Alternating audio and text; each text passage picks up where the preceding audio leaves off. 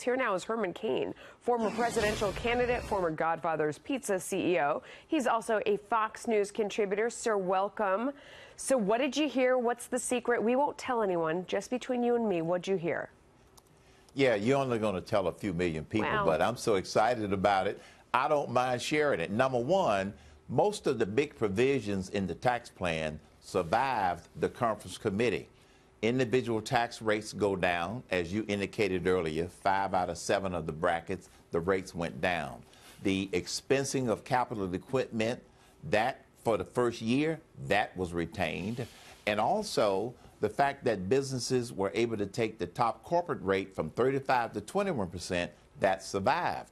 But for the small businesses, they were able to keep in the plan 20% deduction for profits if the subchapter S or the pass-through business actually indeed made profits. But here are two things that I learned, Melissa, that I did not know about and had never heard about.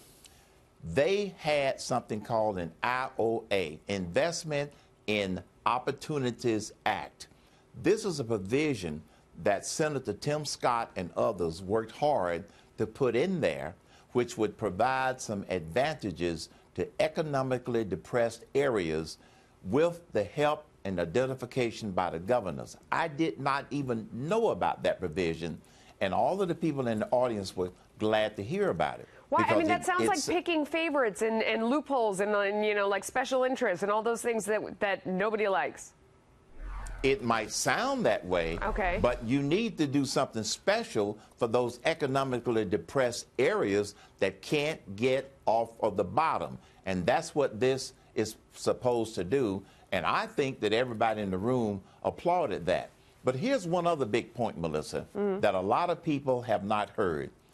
We only need a GDP growth of 2.4% in order for these tax cuts to not increase the national debt. You don't hear about that. You hear a lot of people screaming about it's going to explode the national debt. Right, that it's going to balloon the deficit. Yes, but that is a lie. Now, remember, the couple of quarters, we've had successive quarters of 3% plus. So that was another big fact that I believe is real huge in terms of making this tax plan a success, which I am very excited about. No, that is really interesting because with all the moving parts ahead of time, it's hard to quantify exactly where growth is break even in terms of revenue and in terms of, you know, where the debt is right now. Of course, when they come back, they got to cut some spending, right, Herman? That is phase 2. You are absolutely right.